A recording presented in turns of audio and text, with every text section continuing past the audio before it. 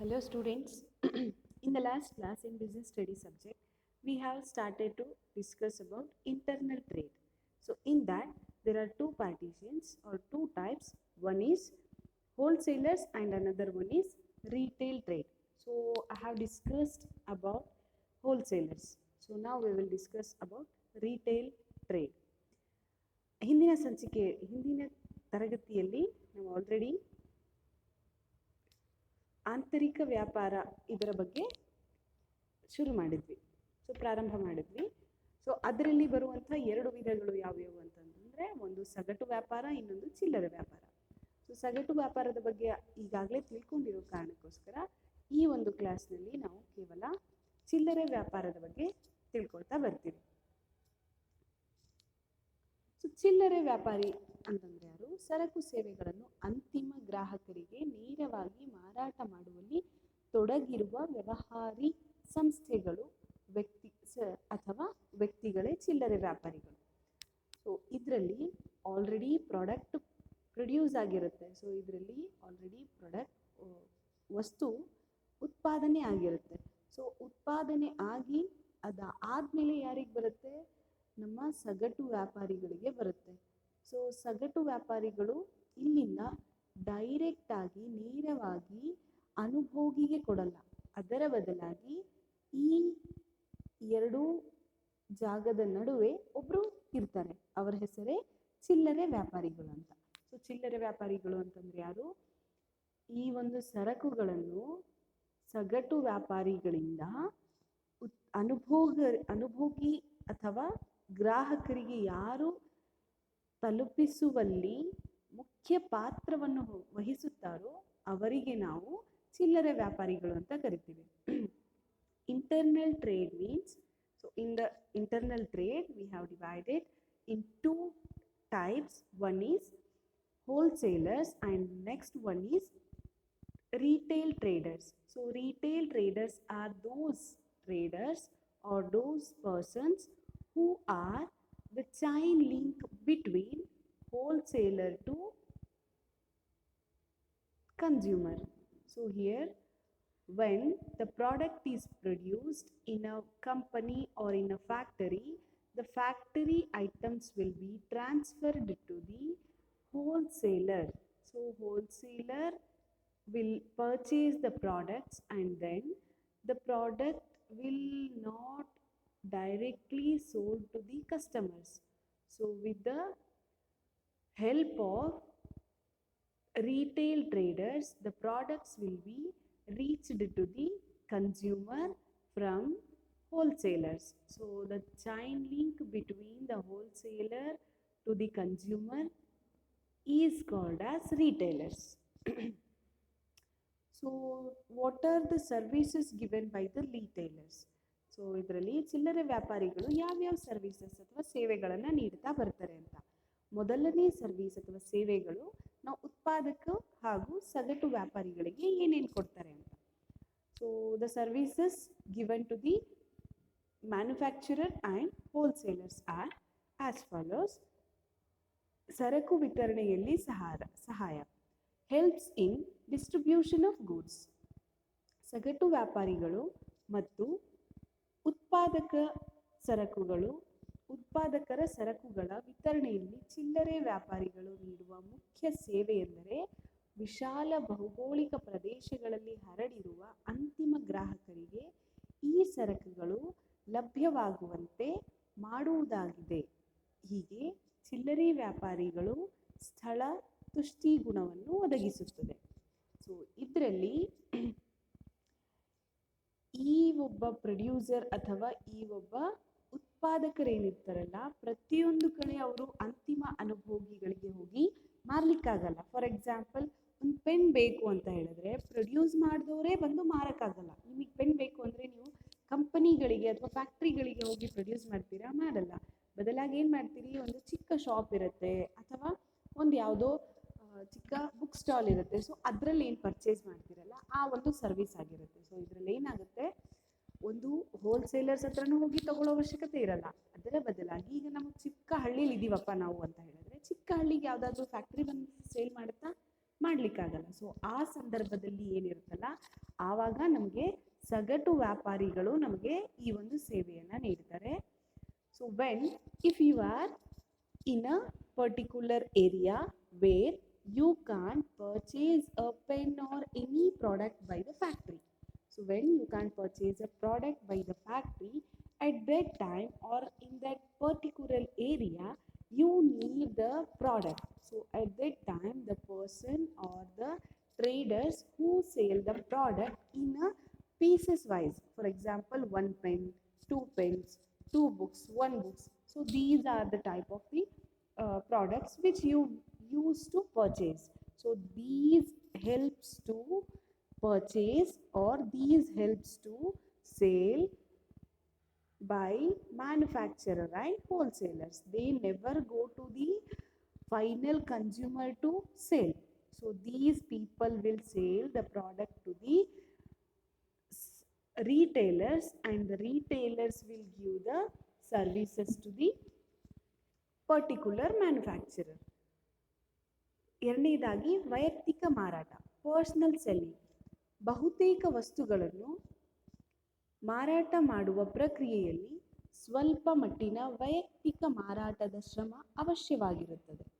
ಚಿಲ್ಲರೆ ವ್ಯಾಪಾರಿಗಳು ವೈಯಕ್ತಿಕ ಮಾರಾಟ ಪ್ರಕ್ರಿಯೆಗಳನ್ನು ಕೈಗೊಳ್ಳುವ ಮೂಲಕ ಉತ್ಪಾದಕರನ್ನು ಈ ಚಟುವಟಿಕೆಯಿಂದ ಮುಕ್ತಗೊಳಿಸುವುದು ಮಾತ್ರವಲ್ಲದೆ ಸರಕು ಮಾರಾಟ ಪ್ರಕ್ರಿಯೆಯನ್ನು ಸಂಪೂರ್ಣಗೊಳಿಸಲು ಸಹಾಯ ಮಾಡುತ್ತವೆ. ಸೊ ಈ ಒಂದು ವೈಯಕ್ತಿಕ ಮಾರಾಟ ಅಂದರೆ ಆ ಪ್ರಾಡಕ್ಟನ್ನು ಪ್ರೊಡ್ಯೂಸ್ ಮಾಡಿದವರು ಅಲ್ಲಿಗೆ ಬಂದು ಸೇಲ್ ಮಾಡಬೇಕು ಅಂತ ಇರಲ್ಲ. ಆ ಒಂದು ಉತ್ಪನ್ನವನ್ನು ಉತ್ಪಾದಿಸಿರುವಂತಹ ಉತ್ಪಾದಕರು ಆ ಒಂದು ಯಾವ ವ್ಯಕ್ತಿಗೆ ಆ ಒಂದು ಉತ್ಪಾದನೆಯಾಗಿರುವಂಥ ವಸ್ತುವಿನ ಅವಶ್ಯಕತೆ ಇರುತ್ತೆ, ಆ ವ್ಯಕ್ತಿಗೆ ಅವರು ವೈಯಕ್ತಿಕವಾಗಿ ಬಂದು ಮಾರಾಟ ಮಾಡೋ ಅವಶ್ಯಕತೆ ಇರೋಲ್ಲ. ಅದರ ಬದಲಾಗಿ ಈ ಒಂದು ಅವಶ್ಯಕತೆ ಏನಿರುತ್ತಲ್ಲ ಅದರ ಶ್ರಮವನ್ನು ಈ ಒಂದು ಚಿಲ್ಲರೆ ವ್ಯಾಪಾರಿಗಳು ತೆಗೆದುಹಾಕ್ತಾರೆ. ಸೊ ಈ ಒಬ್ಬರು ಚಿಲ್ಲರೆ ವ್ಯಾಪಾರಿಗಳು ಯಾವಾಗ ಆ ಒಂದು ಪ್ರಾಸೆಸ್ಸಲ್ಲಿ ಅಥವಾ ಆ ಒಂದು ಕಾರ್ಯದಲ್ಲಿ ಎಂಟರ್ ಆಗ್ತಾರೋ ಆವಾಗ ಆ ಪ್ರೊಡ್ಯೂಸರ್ ಮತ್ತು ಆ ಒಂದು ಸಗಟು ವ್ಯಾಪಾರಿಗಳಿಗೆ ಹೆಚ್ಚಿನ ಸಹಾಯವನ್ನು ನೀಡಲಾಗುತ್ತೆ. So personal selling. So the producer or the factory will never come to the final consumers home or final consumers place. So they will sale or they will market or they will sell the products to the wholesalers. The wholesalers also sell the products to the retailers, and the retailers will have the process called personal selling to the consumers. So this helps to the selling the products in personally. ಮೂರನೇದಾಗಿ ದೊಡ್ಡ ಪ್ರಮಾಣದ ವ್ಯವಹಾರ ಚಟುವಟಿಕೆಗಳಿಗೆ ಅನುವು. ಎನಾಬ್ಲಿಂಗ್ large scale operations. ಚಿಲ್ಲರೆ ವ್ಯಾಪಾರಿಗಳ ಕಾರ್ಯಗಳು ಮತ್ತು ಸೇವೆಗಳ ಫಲವಾಗಿ ಉತ್ಪಾದಕರು ಮತ್ತು ಸಗಟು ವ್ಯಾಪಾರಿಗಳು ಸರಕು ಸೇವೆಗಳನ್ನು ಗ್ರಾಹಕರಿಗೆ ಸಣ್ಣ ಪ್ರಮಾಣಗಳಲ್ಲಿ ಮಾರುವ ಚಟುವಟಿಕೆಗಳಿಂದ ಮುಕ್ತರಾಗಿದ್ದಾರೆ. ಇದರಿಂದ ಅವರು ತುಲನಾತ್ಮಕ ಬೃಹತ್ ಪ್ರಮಾಣದಲ್ಲಿ ಚಟುವಟಿಕೆ ಕೈಗೊಳ್ಳುವ ಜೊತೆಗೆ ಅವುಗಳ ಮೇಲೆ ಸಂಪೂರ್ಣವಾಗಿ ಗಮನ ಹರಿಸಲು ಸಾಧ್ಯವಾಗುತ್ತದೆ. ಸೊ ಯಾವಾಗ ಅತಿ ದೊಡ್ಡ ಪ್ರಮಾಣದ ವ್ಯವಹಾರ ಇದೆಯೋ ಆ ವ್ಯಕ್ತಿಗಳು ತಮ್ಮ ಪ್ರತಿಯೊಂದು ಕಾರ್ಯದ ಮೇಲೆ ಹೆಚ್ಚು ಗಮನ ಹರಿಸುವ ಕಾರಣಕ್ಕಾಗಿ ಅವರು ಮಾರಾಟ ಪ್ರಕ್ರಿಯೆಯಲ್ಲಿ ಹೆಚ್ಚಿನ ಮಹತ್ವವನ್ನು ನೀಡುವುದಕ್ಕಾಗಿ ಸಮಯ ಕಡಿಮೆ ಬೀಳುವಂಥ ಸಂದರ್ಭಗಳಿರುತ್ತೆ. ಸೊ ಆ ಸಂದರ್ಭದಲ್ಲಿ ಯೂಶ್ವಲಿ ಏನಾಗುತ್ತೆ ಅಂತ ಹೇಳಿದ್ರೆ, ನಾರ್ಮಲಿ ಸೊ ಒಬ್ಬ ಚಿಲ್ಲರೆ ವ್ಯಾಪಾರಿ ಅಥವಾ ಯಾವುದಾದ್ರೂ ಸಗಟು ವ್ಯಾಪಾರಿಗಳು ಆ ಒಂದು ಕಾರ್ಯದಲ್ಲಿ ತೊಡಗಿದ್ರು ಅಂತ ಹೇಳಿದ್ರೆ ಅಲ್ಲಿಗೆ ಹೆಚ್ಚಿನ ಸಹಾಯಗಳು ಆಗುತ್ತೆ. So when the retailers enter to the marketing process, the operational large scale business operational activities will decrease to the stress of the operations will be decreased to the producers. Next, ಮಾರುಕಟ್ಟೆ ಮಾಹಿತಿ ಸಂಗ್ರಹಿಸುವುದು, collecting marketing information. ಯಾವುದೇ ಥರದ ಮಾರುಕಟ್ಟೆಯ ಮಾಹಿತಿಗಳನ್ನು ಕಲೆ ಹಾಕಬೇಕು ಅಂತ ಹೇಳಿದ್ರೆ ಈ ಕಡೆ ಉತ್ಪಾದನೆಯ ಕೆಲಸವನ್ನು ಮಾಡ್ಕೋತಾ ಇದ್ದು ಮಾಹಿತಿಯನ್ನು ಕಲೆ ಹಾಕೋದು ತುಂಬ ಕಷ್ಟ ಆಗುತ್ತೆ. ಯಾರು ಉತ್ಪಾದನೆ ಮಾಡ್ತಿರ್ತಾರಲ್ಲ ಆ ಒಂದು ಕಂಪನಿಗಳಿಗೆ ಅಥವಾ ಆ ಒಂದು ಕಾರ್ಖಾನೆಗಳಿಗೆ. ಅದೇ ಚಿಲ್ಲರೆ ವ್ಯಾಪಾರಿಗಳು ಇದ್ರು ಅಂತ ಹೇಳಿದ್ರೆ ಆ ಚಿಲ್ಲರೆ ವ್ಯಾಪಾರಿಗಳು ಹೊರಗಿನ ಮಾರುಕಟ್ಟೆಯ ಮಾಹಿತಿಗಳನ್ನು ಸಂಗ್ರಹಿಸುವಲ್ಲಿ ತುಂಬ ಸಹಾಯಕರಾಗ್ತಾರೆ. So when the producer is busy or in the work of production process, so at that time those people may not fit to collect the information about the market. So at that time the retailers will help to collect the information related with the marketing. Next, ಪ್ರವರ್ತನೆಯಲ್ಲಿ ನೆರವು, helps ಇನ್ promotion. So ಒಂದು ವಸ್ತುವನ್ನು ನಾವು ಡೈರೆಕ್ಟಾಗಿ ಮಾರುಕಟ್ಟೆಗೆ ಸಲ್ಲಿಸಲ್ಲ. So ಆ ಕಾರಣಕ್ಕೋಸ್ಕರ ಕೆಲವೊಮ್ಮೆ ಆ ಮಾರುಕಟ್ಟೆಗೆ ನಾವು ಡೈರೆಕ್ಟಾಗಿ ಯಾವುದೋ ಶಾಪಿಗೆ ಕೊಡೋ ಬದಲಾಗಿ ಚಿಲ್ಲರೆ ವ್ಯಾಪಾರಿಗಳನ್ನು ಕೊಟ್ವಿ ಅಂತ ಹೇಳಿದರೆ ಅವರು ಆ ಒಂದು ವಸ್ತುವಿನ ಜಾಹೀರಾತನ್ನು ನೀಡುವಲ್ಲಿ ಸಹಾಯಕರಾಗ್ತಾರೆ. When the product is newly entered in the market, the retailers will helps to promote or advertise about the products. ಇನ್ನು ಎರಡನೇದಾಗಿ ಗ್ರಾಹಕರಿಗೆ ಏನೆಲ್ಲ ಸೇವೆಗಳು ಸಲ್ಲಿಸ್ತಾರೆ ಅಂತ ಹೇಳಿದ್ರೆ so the services to the customers are ಸರಕುಗಳ ನಿರಂತರ ಲಭ್ಯತೆ, regular availability of products. So ಇಲ್ಲಿ ನಾವು ವಸ್ತುಗಳನ್ನು ಕಾರ್ಖಾನೆಗಳಿಗೆ ಹೋಗಿ ಪರ್ಚೇಸ್ ಮಾಡಲ್ಲ, ಕೊಂಡುಕೊಳ್ಳಲ್ಲ. ಆ ಕಾರಣಕ್ಕೋಸ್ಕರ ನಾವು ಬೇಕಾಗಿರುವಂಥ ವಸ್ತುಗಳನ್ನು ನಾವು ಆ ಶಾಪ್ಗೆ ಹೋಗಿ ತೆಗೆದುಕೊಳ್ಳೋ ಕಾರಣಕ್ಕೋಸ್ಕರ ಶಾಪ್ ಅವರು ನಮಗೆ ಅಂದರೆ ಆ ಒಂದು ಪರ್ಟಿಕ್ಯುಲರ್ ಆಗಿರುವಂಥ ಅಂಗಡಿಯವರು ನಮಗೆ ಪ್ರಾಡಕ್ಟ್ಗಳನ್ನು ಯಾವಾಗಲೂ ನೀಡುವಲ್ಲಿ ಸಹಾಯಕರಾಗ್ತಾರೆ. So when we need a particular product, we can't go every time to the company or the factory. So at that time, if we go to the retailer shops, we will get the product whenever we want. ಹೊಸ ಸರಕುಗಳ ಮಾಹಿತಿ, new product information. So ಯಾವುದಾದ್ರೂ ಹೊಸ ವಸ್ತುಗಳು ಬರ್ತಿದೆ ಅಂತ ಹೇಳಿದ್ರೆ ನಮ್ಮ ಕಂಪನಿಯವರು ಬರಲ್ಲ ಅಂತ ಈಗಾಗಲೇ ಹೇಳಿದ್ದೀನಿ. ಸೊ ಆ ಕಾರಣಕ್ಕಾಗಿ ಎಷ್ಟೋ ಸಾರಿ ನಮಗಾಗುವಂಥ ಒಂದು ಒಳ್ಳೆ ಅಡ್ವಾಂಟೇಜ್ ಏನು ಅಂತ ಹೇಳಿದ್ರೆ ಹೊಸ ವಸ್ತು ಬಂತು ಅಂತ ಹೇಳಿದ್ರೆ ಆಬ್ವಿಯಸ್ಲಿ ನೀವೆಲ್ಲಾದರೂ ಹೋಗಿರ್ತೀರಿ, ಯಾವುದಾದ್ರೂ ಶಾಪಿಗೆ ಅಂತ ಹೋಗಿರ್ತೀರಿ. ಆಗ ನಿಮಗೆ ಯಾವುದೋ ವಸ್ತು ಬೇರೆದು ಬೇಕಾಗಿರುತ್ತೆ. ಬಟ್ ಅಲ್ಲಿ ಆಲ್ರೆಡಿ ಅವರು ಯಾವುದೋ ಹೊಸ ವಸ್ತು ಬಂದಿರುತ್ತೆ ಮಾರುಕಟ್ಟೆಗೆ, ಅವರು ಅಲ್ಲಿ ಅಡ್ವರ್ಟೈಸ್ ಸಂಬಂಧ, ಪ್ರಮೋಷನ್ ಸಂಬಂಧ ಅಂತಲೇ ನಿಮಗೆ ಕಣ್ಣಿಗೆ ಕಾಣುವಲ್ಲಿ ನಿಮಗೆ ಬೇಗ ಅಟ್ರಾಕ್ಟ್ ಆಗೋ ಥರವಾಗಿ ಅಲ್ಲೇನೋ ಡಿಸೈನ್ ಮಾಡಿ ಇಟ್ಟಿರ್ತಾರೆ. ಸೊ ಆಗೇನಾಗುತ್ತೆ, ನಿಮ್ಮ ಗಮನ ಎಲ್ಲ ಅದ್ರ ಮೇಲೆ ಹೋಗುತ್ತೆ. ಅಂದರೆ ಹೊಸ ವಸ್ತು ಮಾರುಕಟ್ಟೆಗೆ ಬಂದಿರುವಂಥ ಇನ್ಫಾರ್ಮೇಷನ್ ನಿಮಗೆ ವಿದಿನ್ ಸ್ವಲ್ಪ ಕಡಿಮೆ ಸಮಯದಲ್ಲಿ ಗೊತ್ತಾಗುವಂಥ ಚಾನ್ಸ್ ಇರುತ್ತೆ. So when we have a retailer shop, when we visit to the retailer shop, so if we observe the additional or attractive places or attractive the products, then we will automatically come to know the new products which are came to the market. ಖರೀದಿಯಲ್ಲಿ ಅನುಕೂಲತೆ, convenience ಇನ್ buying. So ನಾವು ಒಂದು ವಸ್ತು ಬೇಕು ಅಂತ ಹೇಳಿದ್ರೆ ಒಂದೇ ವಸ್ತು ಬೇಕಾಗಿರುತ್ತೆ. ಸೊ ಅದರ ಇನ್ಸ್ಟೆಡ್ ಆಫ್ ಒಂದು ವಸ್ತು ಬೇಕಾಗಿರೋವಾಗ ನಾವು 10 ಪ್ರಾಡಕ್ಟ್ಗಳನ್ನು ಪರ್ಚೇಸ್ ಆಗುತ್ತಾ? ಸೊ ಒಂದೇ ಪ್ರಾಡಕ್ಟ್ ಬೇಕಾಗಿರುತ್ತೆ. ಬಟ್ ನಾವು ಆಗ 10 ಪ್ರಾಡಕ್ಟನ್ನು ತಗೊಳ್ಳುವಂಥ ಫ್ಯಾಕ್ಟ್ರಿಗೆ ಹೋದರೆ ಆಬ್ವಿಯಸ್ಲಿ ನಮಗೆ ಹೆಲ್ಪ್ ಆಗಲ್ಲ. ಸೊ ಅದಕ್ಕೆ ನಾವೇನು ಮಾಡ್ತೀವಿ, ರಿಟೇಲರ್ ಶಾಪಿಗೆ ಹೋದಾಗ ನಮಗೆ ಒಂದು ಪ್ರಾಡಕ್ಟ್ ಬೇಕು, ಒಂದು ಪ್ರಾಡಕ್ಟ್ನ ದುಡ್ಡು ಕೊಟ್ಟು ತೊಗೋಬೋದು. ಅಥವಾ ಸಡನ್ನಾಗಿ ನಮ್ಮ ಹತ್ರ ದುಡ್ಡು ಇಲ್ಲ ಅಂತ ಹೇಳಿದ್ರೆ ಅವರು ಒಂದೊಂದು ಸಾರಿ ನಮಗೆ ಉದ್ದರಿ ಕೊಡುವಂಥ ಚಾನ್ಸಸ್ ಇರುತ್ತೆ. So when we need a single product we can't go to the factories.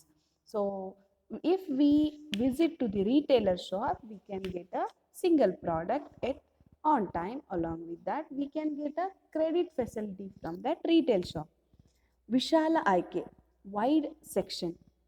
ಸಾಮಾನ್ಯವಾಗಿ ಚಿಲ್ಲರೆ ವ್ಯಾಪಾರಿಗಳೇನಿರ್ತಾರಲ್ಲ ಅವರು ತುಂಬ ಉತ್ಪಾದಕರ ಬಗ್ಗೆ ಅವರಿಗೆ ಗೊತ್ತಿರುತ್ತೆ. ಸೊ ಉತ್ಪಾದಿಸಿದ ಸರಕುಗಳು ತುಂಬ ಡಿಫ್ರೆಂಟ್ ಅಂದರೆ ವಿವಿಧ ರೀತಿಯಲ್ಲಿ ಇರುವಂತಹ ವಸ್ತುಗಳು ಅಥವಾ ಸರಕುಗಳು ಅವರಿಗೆ ಗೊತ್ತಾಗಿರುತ್ತೆ. ಸೊ ಆ ಎಲ್ಲ ಸರಕುಗಳನ್ನು ಅವ್ರು ಇಟ್ಕೊಳ್ಳೋದಕ್ಕೋಸ್ಕರವಾಗಿ ನಮಗೆ ತುಂಬ ವೈವಿಧ್ಯಮಯ ಅಥವಾ ವಿಧವಾದ ಸರಕುಗಳು ನಮಗೆ ಸಿಗುವಂಥ ಮತ್ತು ಅದನ್ನು ನೋಡುವಂಥ ಆಯ್ಕೆಗಳು, ಸೊ ನೋಡುವಂಥ ಅವಕಾಶ ಇರುತ್ತೆ. ಜೊತೆಗೆ ನಾವು ಯಾವುದನ್ನು ಆಯ್ಕೆ ಮಾಡಬೇಕು ಅನ್ನೋದು ನಮ್ಮ ಮೇಲೆ ಬಿಟ್ಟಿದಿರುತ್ತೆ. ಅದೇ ಒಂದೇ ಪ್ರಾಡಕ್ಟ್ ಇತ್ತು ಅಂದ್ಕೊಳ್ರಿ, ನಾವು ಕಂಪಲ್ಸರಿ ಒಂದೇ ತೊಗೋಬೇಕು. ಅದೇ 4-5 ಪ್ರಾಡಕ್ಟ್ ಇದ್ದಾವೆ ಅಂತಂದರೆ ಅದನ್ನು ನೋಡಿ ನಮ್ಮ ಹತ್ರ ಎಷ್ಟು ಹಣ ಇದೆ ಅದನ್ನು ನೋಡಿಕೊಂಡು, ಅಥವಾ ನಮಗೆ ಯಾವ ಥರದ ಸ್ಟೈಲ್ ಇರುವಂಥ ಪ್ರಾಡಕ್ಟ್ ಇಷ್ಟ ಆಗುತ್ತೋ ಅದನ್ನು ನೋಡಿಕೊಂಡು ನಾವು ತಗೋಬಹುದು.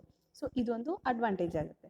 So when we have the product in different types, so we need only one product but we have different style, different rate, different MRP rate. So at that time we will obviously choose the best one, or which is the convenience to the people. So that's why we will get the chance to select the product.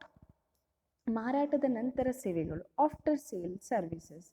So ಚಿಲ್ಲರೆ ವ್ಯಾಪಾರಿಗಳೇನಿರ್ತಾರಲ್ಲ ಅವರು ಮನೆ ಬಾಗಿಲಿಗೆ ಬಂದು ಕೊಡುವಂಥ ನಮಗೆ opportunity ಕೆಲವೊಂದು ಸಾರಿ ಇರುತ್ತೆ. So the seller or the retail seller will visit to the in front of our home or in the area where we live. At that time we will get some more offers. So ಅದಕ್ಕಾಗಿ ನಮಗೆ ಇದು help ಆಗುತ್ತೆ. ಉದ್ದರಿ ಸೌಲಭ್ಯ ನೀಡೋದು, so as I told, provides credit facility. So when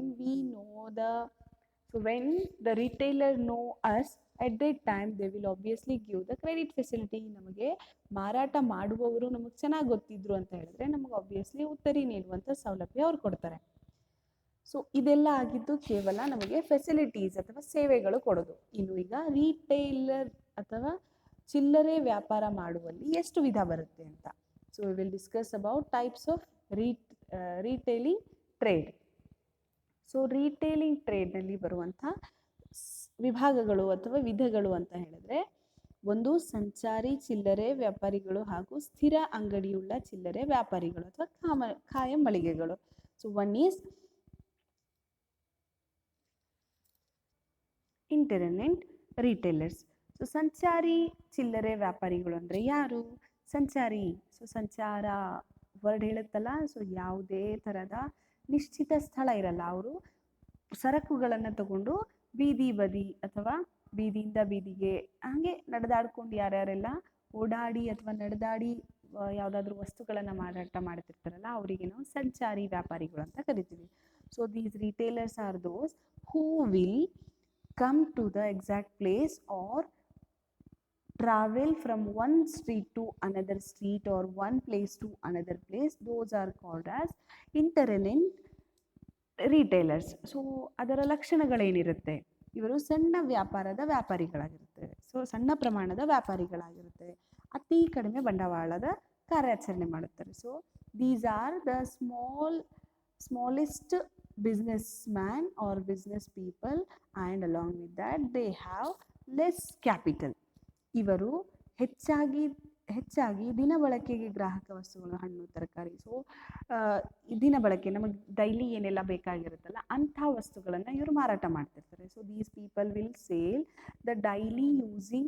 the daily consuming products, for example fruits, vegetables or any products which are used for instant or in every day to day activities. So next ಗ್ರಾಹಕ ಸೇವೆ. ಇವರ ಮುಖ್ಯ ಉದ್ದೇಶ ಏನಾಗಿರುತ್ತೆ ಅಂತ ಅಂದರೆ ವಸ್ತುಗಳ ಗ್ರಾಹಕನ ಮನೆಯಲ್ಲಿ ತಲುಪುವಂತೆ ಮಾಡುತ್ತಾರೆ. ಸೊ ಇವರ ಮುಖ್ಯ ಉದ್ದೇಶ ಏನಾಗಿರುತ್ತೆ ಅಂತಂದರೆ ಯಾವುದನ್ನು ಅವ್ರು ಮಾರಾಟ ಮಾಡ್ತಿದ್ದಾರಲ್ಲ ಅದು ಆ ವಸ್ತು ಅಥವಾ ಆ ಒಬ್ಬ ಗ್ರಾಹಕನ ಮನೆಯ ಮುಂದೆ ತಲುಪಬೇಕು. So the main motive of these retailers is to serve the product to their home door. So home delivery ಕೊಡೋದು ಅಥವಾ ಮನೆ ಮುಂದೆ ಏನು ಕೊಡ್ತಿರ್ತಾರಲ್ಲ ಅದು ಒಂದು ದೊಡ್ಡ ಮುಖ್ಯ ಉದ್ದೇಶ ಆಗಿರುತ್ತೆ. ಸೊ ಇದಾದಮೇಲೆ ಇವರಿಗೆ ನಿರ್ದಿಷ್ಟ ವ್ಯವಹಾರದ ಸ್ಥಳವಿರದ ಕಾರಣ ಇವರು ಸರಕುಗಳ ಸಂಗ್ರಹವು ಬಹಳ ಕಡಿಮೆ ಪ್ರಮಾಣದಲ್ಲಿ ಇರುತ್ತಾರೆ. ಸೊ ಇವರ ಹತ್ರ ಯಾವುದೇ ಒಂದು ಜಾಗ ಅಂತ ಇರಲ್ಲ. ಇವಾಗ ಶಾಪ್ ಅಂತ ಇತ್ತು ಅಂತ ಹೇಳಿದ್ರೆ ಆಬ್ವಿಯಸ್ಲಿ ನಾವೇನು ಮಾಡ್ತೀವಿ, ಶಾಪನ್ನ ಒಂದು ಕಡೆ ಹೋಗಿ ಅಲ್ಲೇ ಪರ್ಚೇಸ್ ಮಾಡ್ತೀವಿ. ಅದಕ್ಕೆ ಅವ್ರು ಏನು ಮಾಡ್ತಾರೆ, ಒಂದು ಕಡೆ ಸ್ಟೋರ್ ಮಾಡಿಟ್ಟಿರ್ತಾರೆ. ಬಟ್ ಇವ್ರು ಏನು ಮಾಡ್ತಾರೆ, ಮನೆ ಹತ್ರ ಹೋಗಿ ಮಾರಾಟ ಮಾಡೋ ಕಾರಣಕ್ಕೋಸ್ಕರ ಇವರು ಕಂಪಲ್ಸರಿ ತುಂಬ ಕಡಿಮೆ ಸ್ಟಾಕ್ ಅಥವಾ ಕಡಿಮೆ ಪ್ರಮಾಣವನ್ನು ಅವರು ಇಟ್ಕೊಂಡಿರ್ತಾರೆ. So these retailers don't have any shops or any godown, so they may not store any extra products for the selling, because they sell day to day using products, so they may not, so usually they may not store the products. So ಈ ಸಂಚಾರಿ ಚಿಲ್ಲರೆ ವ್ಯಾಪಾರಿಗಳನ್ನು ಇನ್ನೂ ಹಲವು ಬಗೆಯಾಗಿ ವಿವರಿಸ್ತಾ ಹೋಗ್ತಾರೆ ಅಥವಾ ವಿಧಗಳನ್ನು ಮಾಡ್ತಾ ಹೋಗ್ತಾರೆ. ತಿರುಗು ವ್ಯಾಪಾರಿಗಳು ಮತ್ತು ಹೊತ್ತು ಮಾರುವ ವ್ಯಾಪಾರಿಗಳು. So peddler and hawkers. So ಇದರಲ್ಲಿ ಆಬ್ವಿಯಸ್ಲಿ ಹೆಸರೇ ಹೇಳುತ್ತೆ, ತಿರುಗೋರು ಅಥವಾ ಹೊತ್ತು ಮಾರೋರು. ಸೊ ಯಾರು ತಿರುಗಾಡಿ ಮಾರಾಟ ಮಾಡ್ತಿರ್ತಾರೆ, ಸೊ ಪುರಾತನ ಕಾಲದಿಂದ ತಮ್ಮ ವ್ಯವಹಾರವನ್ನು ನಡೆಸ್ಕೊಂಡು ಬರ್ತಿರ್ತಾರಲ್ಲ ಅವರು, ಮತ್ತು ಆಧುನಿಕ ಸಮಯದಲ್ಲಿ ತಮ್ಮ ಉಪಯುಕ್ತತೆಯನ್ನು ಉಳಿಸಿಕೊಂಡು ಬಂದಿರ್ತಾರೆ. ಸೊ ಹಳೆಯ ಕಾಲದಿರುತ್ತೆ. These are the traditional products which are selling for today. So ಆ ಒಂದು ವಸ್ತುಗಳನ್ನು ಇವತ್ತಿನವರೆಗೂ ಏನು ಮಾಡ್ತಿರ್ತಾರಲ್ಲ ಅವ್ರನ್ನ ನಾವು ತಿರುಗು ವ್ಯಾಪಾರಿಗಳು ಅಂತ ಕರಿತೀವಿ. ಸೊ ಮಾರುಕಟ್ಟೆ ವ್ಯಾಪಾರಿಗಳು, ಮಾರ್ಕೆಟ್ ವೆಂಡರ್ಸ್.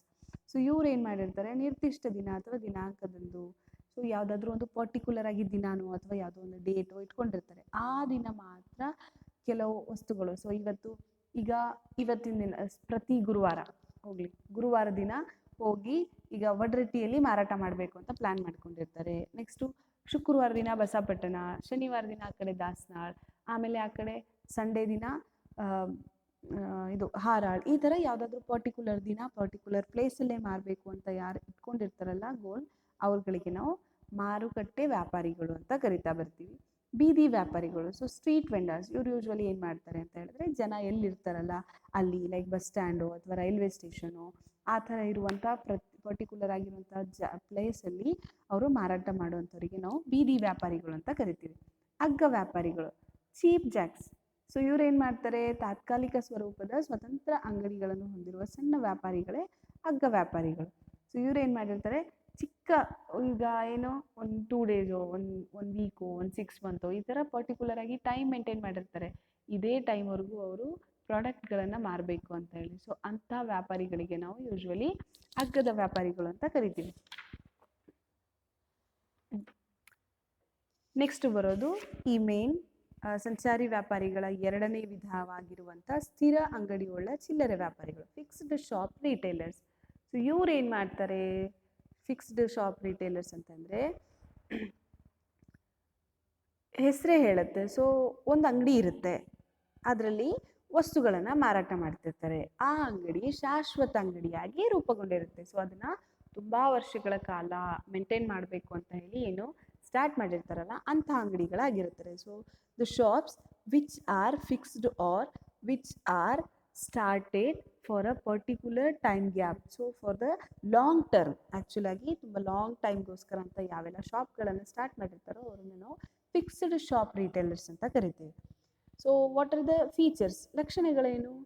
ಇವರು ಹೋಲಿಸಿದ್ರೆ, ಸೊ ಸಂಚಾರಿ ಚಿಲ್ಲರೆ ವ್ಯಾಪಾರಿಗಳಿಗೆ ಹೋಲಿಸಿದ್ರೆ ಇವರು ಸ್ಥಿರ ಅಂಗಡಿಯನ್ನು ಹೊಂದಿರ್ತಾರೆ. ಸೊ ಹೆಚ್ಚು ಸಂಪನ್ಮೂಲಗಳಿರುತ್ತೆ, ಮತ್ತು ಅವರ ತುಲನಾತ್ಮಕ ಪ್ರಮಾಣ ಏನಿರುತ್ತಲ್ಲ ಮಾರುಕಟ್ಟೆಯಲ್ಲಿ ಮಾಡ್ತಾರೆ. ಸೊ ಇವ್ರೇನು ಮಾಡ್ತಾರೆ, so these are the sellers or retailers who have a particular or fixed shop. Along with these people are the retailers, and these people have more resources to sell. Next, ಸ್ಥಿರ ಅಂಗಡಿಯುಳ್ಳ ಚಿಲ್ಲರೆ ವ್ಯಾಪಾರಿಗಳು ವಿವಿಧ ರೀತಿಯಲ್ಲಿ ಸರಕು ವ್ಯವಹರಿಸುತ್ತಾರೆ. So ಇವ್ರು ಏನು ಮಾಡ್ತಾರೆ, ತುಂಬ ಬೇರೆ ಬೇರೆ ಥರದ ವಸ್ತುಗಳನ್ನು ಮಾರಾಟ ಮಾಡ್ತಾರೆ. ಒಂದೇ ಬ್ರ್ಯಾಂಡ್ದು ಮಾರಾಟ ಮಾಡಲ್ಲ, ಬದಲಾಗಿ ಬೇರೆ ಬೇರೆ ಬ್ರ್ಯಾಂಡ್ಗಳ ವಸ್ತುಗಳನ್ನು ಮಾರಾಟ ಮಾಡ್ತಾರೆ. ಜೊತೆಗೆ ಅವರು ತುಂಬ ಹೆಚ್ಚು ದಿನಗಳವರೆಗೆ ಇರ್ತಾರೆ. So these people are these retailers will stay for a long term. Along with this they have different products and different brands also. Next, ಸ್ಥಿರ ಅಂಗಡಿಯುಳ್ಳ ಚಿಲ್ಲರೆ ವ್ಯಾಪಾರಿಗಳು ಗ್ರಾಹಕರಿಗೆ ಹಲವು ರೀತಿಯ ಸೇವೆಗಳನ್ನು ನೀಡುವ ಕಾರಣದಿಂದಾಗಿ ಅವರ ವಿಶ್ವಾಸ ಹಾಗೂ ಮಾನ್ಯತೆ ಪಡೆದಿರುತ್ತಾರೆ. ಉದಾಹರಣೆಗೆ, ಉಚಿತವಾಗಿ ಮನೆಗಳಿಗೆ ಸರಕುಗಳನ್ನು ತಲುಪಿಸುವುದು, ವಸ್ತುಗಳ ಗುಣಮಟ್ಟ ಖಾತ್ರಿಪಡಿಸುವುದು. ಸೊ ಈ ಥರ ಇವ್ರೇನು ಮಾಡಿರ್ತಾರೆ, ಯೂಶ್ವಲಿ ಒಂದು ನಂಬಿಕೆ ಅಂತ ಹೇಳಿ ಅಥವಾ ವಿಶ್ವಾಸ ಅಂತ ಹೇಳಿ ಅದನ್ನು ಪಡೆದಿರ್ತಾರೆ. ಹೆಂಗೆ? ಕೆಲವು ವಸ್ತುಗಳನ್ನು ಡೈರೆಕ್ಟಾಗಿ ಮನೆಗೆ ಹೋಮ್ ಡೆಲಿವರಿ ಕೊಡ್ತಿರ್ತಾರೆ. ಕೆಲವು ವಸ್ತುಗಳಲ್ಲಿ ಏನಾದರೂ ಪ್ರಾಬ್ಲಮ್ ಐತಾ ಅಂತ ಹೇಳಿ ಒಂದ್ಸರಿ ಚೆಕ್ ಮಾಡ್ಕೊಳ್ತಿರ್ತಾರೆ. ಸೊ ಇವುಗಳನ್ನು ನಾವು ನಮ್ಮ ಸ್ಥಿರ ಅಂಗಡಿಯುಳ್ಳ ಚಿಲ್ಲರೆ ವ್ಯಾಪಾರಿಗಳು ಅಂತ ಕರಿತೀವಿ. So the retailers who are selling the products in particular area. Along with that particular area or their shop, they will get some honesty or the belief or the trust. So how they will get the trust anta helidre, so they will always they may, so sometimes for a particular reason or for a particular time they will so deliver the products to their home. So for that, or they will check out the products whether they are good or they are proper or not. So ಇದರಲ್ಲೂ ಕೆಲವು ವಿಧಗಳು ಬರುತ್ತೆ. It have some different types. Those are ಸಣ್ಣ ಅಂಗಡಿಗಳು ಹಾಗೂ ದೊಡ್ಡ ಚಿಲ್ಲರೆ ಅಂಗಡಿಗಳು. So small shops, so fixed small shops along with fixed shop for large retailers. So ಇದರಲ್ಲಿ ಚಿಕ್ಕವರು ಇರ್ತಾರೆ. ಸೊ ಹೆಸರೇ ಹೇಳೋ ಥರ ಇಲ್ಲಿ ಏನಿರ್ತಾರೆ, ಚಿಕ್ಕ ಚಿಲ್ಲರೆ ವ್ಯಾಪಾರಿಗಳು ಇರ್ತಾರೆ. ಸೊ ಇಲ್ಲಿ here we have small retailers. So ಇದರಲ್ಲಿ ಯಾವ್ಯಾವ ಥರದ್ದು ಬರುತ್ತೆ ಅಂತ ಹೇಳಿದ್ರೆ 4 ಥರದ್ದು ಬರುತ್ತೆ. ಒಂದು ಸಾಮಾನ್ಯ ಮಳಿಗೆಗಳು, ಜನರಲ್ ಸ್ಟೋರ್ಸ್. ಇದಾದಮೇಲೆ ವೈಶಿಷ್ಟ್ಯತೆಯ ಅಂಗಡಿಗಳು, ಸ್ಪೆಸಿಫಿಕಲಿ ಶಾಪ್ಸ್.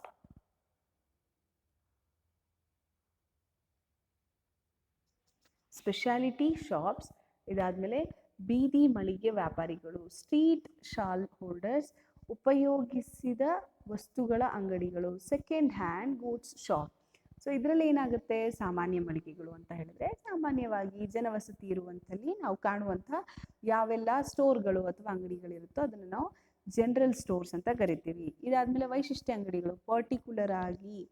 ಸೊ ಪಟ್ಟಣದಲ್ಲಿ ಅಂದರೆ ಯಾವುದಾದ್ರೂ ಒಂದು ಸಿಟಿ ಪ್ರದೇಶದಲ್ಲಿ ಇವರು ಜಾಸ್ತಿ ಜನಪ್ರಿಯ ಆಗಿರ್ತಾರೆ. ಸೊ ಅದರಲ್ಲಿ ಏನು ಮಾಡಲಾಗುತ್ತೆ ಅಂತ ಹೇಳಿದ್ರೆ, ಅಂಗಡಿಗಳಲ್ಲಿ ಒಂದೇ ಗುಂಪಿನ ವಿಶಿಷ್ಟ ಸರಕುಗಳು. ಸೊ ಒಂದೇ ಪ್ರಾಡಕ್ಟ್. ಈಗ ಪೆನ್ಸಿಲ್ ಬೇಕು, ಪೆನ್ಸಿಲಿನ ಒಂದು ವೈಶಿಷ್ಟ್ಯ ಶಾಪ್ ಇರುತ್ತೆ. ಸೊ ಪೆನ್ಸಿಲಿನ ಶಾಪ್ ಅಂತ ಹೇಳಿದ್ರೆ ಯಾವ ಪೆನ್ಸಿಲ್ ಸಿಗುತ್ತೆ, ನಟರಾಜ್ ಪೆನ್ಸಿಲ್ ಸಿಗುತ್ತೆ, ಇದು ಅಪ್ಸರಾ ಸಿಗುತ್ತೆ. ಈ ಥರ ತುಂಬ ಯಾವ್ಯಾವ ವೆರೈಟಿ ಬ್ರ್ಯಾಂಡ್ಸ್ ಇರುತ್ತಲ್ಲ, ಆ ಎಲ್ಲ ಬ್ರ್ಯಾಂಡ್ಗಳದ್ದು ಪೆನ್ಸಿಲ್ಸ್ ಮಾತ್ರ ಸಿಗುತ್ತೆ, ನಮಗೆ ಎರೇಸರ್ ಸಿಗಲ್ಲ.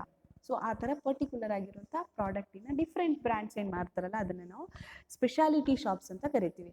ಬೀದಿ ಮಳಿಗೆ ವ್ಯಾಪಾರಿಗಳು. ಸೊ ಬೀದಿ ಮಳಿಗೆ ಅಂತ ಹೇಳಿದ್ರೆ ಸ್ಟ್ರೀಟ್ ಶಾಲ್. ಸೊ ಈ ಅಂಗಡಿಗಳೆಲ್ಲಿರುತ್ತೆ ಅಂತ ಹೇಳಿದ್ರೆ, ಯಾವುದಾದ್ರೂ ಒಂದು ರೋಡ್ ಇರುತ್ತೆ, ರೋಡಲ್ಲಿ ಸೈಡಲ್ಲಿ ಯಾವುದೋ ಒಂದು ಮೂಲೆನೋ ಅಥವಾ ಯಾವುದಾದ್ರೂ ಒಂದು ಟರ್ನಿಂಗ್ ಇರುತ್ತೆ ಅಲ್ಲಿ, ಅಥವಾ ಯಾವುದಾದ್ರೂ ರೋಡ್ ಪಕ್ಕದಲ್ಲಿ ಇರುತ್ತಲ್ಲ ಆ ಒಂದು ಶಾಪ್ಗಳಿಗೆ ನಾವು ಬೀದಿ ಮಳಿಗೆ ವ್ಯಾಪಾರಿಗಳು ಅಂತ ಕರಿತಾ ಬರ್ತೀವಿ.